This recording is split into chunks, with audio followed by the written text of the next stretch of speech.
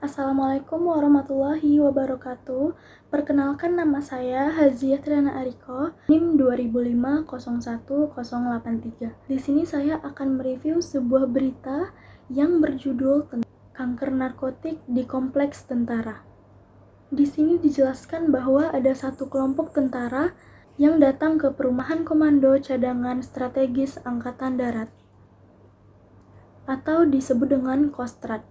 Di sini ada 5 rumah sasaran di Jalan Dharma Putra 3, Tanah Kusir, Jakarta Selatan. 5 rumah yang menjadi sasaran merupakan tempat tinggal keluarga Sersan II Zakaria, Sersan Kepala Karyawan, Sersan Mayor Ersing, dan Sersan Mayor Suryadi, serta penduduk sipil bernama Yayat. Pada jam 2 siang, komando memerintahkan pasukannya untuk bergerak. Operasi berlangsung dengan cepat, tanpa ada perlawanan. Pada akhirnya, Zakaria dan kawan-kawannya dibawa ke markas Agen Kostrad. Kepala Badan Narkotika Provinsi DKI Jakarta, Brigadir Jenderal Polisi Iwan Ibrahim, mengatakan Yayat hanya 6 hari ditahan, dikarenakan hasil tes urinnya negatif. Zakaria adalah peran utama dalam peredaran narkotik di kompleks Kostrad. Dari rumah anggota Satuan Musik Militer Agen Kostrad, aparat menemukan bukti yaitu 8,5 gram sabu-sabu dan uang senilai Rp5.200.000. Zakaria mengedarkan narkotik di kompleksnya sejak tahun 2012. Zakaria mendapatkan barang ini dari salah satu seorang bandar besar yang tinggal di sekitaran Depok. Dari bandar itu awalnya Zakaria membeli sabu-sabu 900.000 per gramnya. Kemudian Zakaria ini menjualnya lagi ke teman-temannya ataupun ke karyawannya ini dengan harga Rp1.200.000 per gramnya.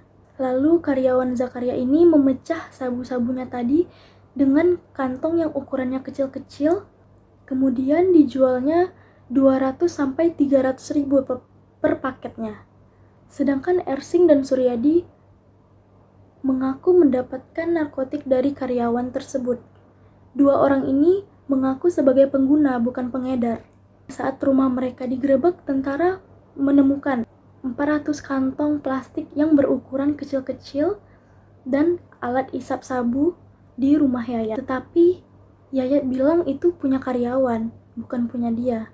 Saat militer masih berjalan mengoperasikan kegiatannya, Zakaria ini bilang bahwa pelanggannya bukan hanya dari militer saja, tetapi ada juga 5 anggota polisi dan anggota DPR. Fani Safriansyah alias Ivan Has. Tapi pada saat itu, Ivan tidak diperiksa soal narkotik, melainkan soal penganiayaan atas Topiah, pekerja rumah tangga, pada Oktober tahun lalu, dan hari itu polisi menahan Ivan.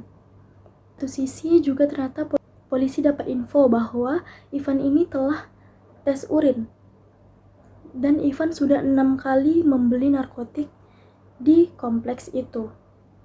Untuk memastikan, akhirnya polisi memeriksa sampel dan rambutnya Ivan. Tapi pengacara Ivan ini tidak terima dengan apa yang sudah dilakukan oleh polisi tadi, padahal itu adalah sebuah fakta. Menurut seorang penegak hukum, Zakaria ini telah mengakar seperti sel kanker di kompleks Kostrad.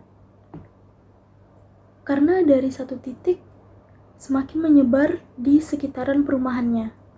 Sehari setelah penggerebekan geng Zakaria, Batalion Intel Tempur Kostrad menggelar tes urin untuk seluruh tentara di kompleks itu. Hasilnya ada 4 orang yang memakai narkotik.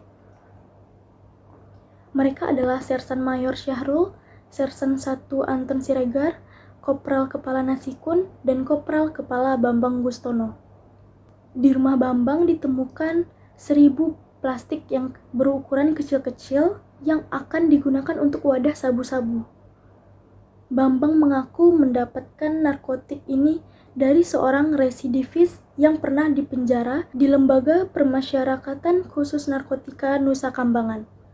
Panglima Tentara Nasional Indonesia, Jenderal Gatot Nurmantio, mengatakan penggerebekan di Kompleks Kostrad baru langkah awal untuk bersih-bersih internal dari narkotik. Gatot memastikan tentara yang terlibat narkotik akan dipecat, namun TNI tidak mau ambil resiko karena anggota dilatih dan dipersenjatai untuk membunuh.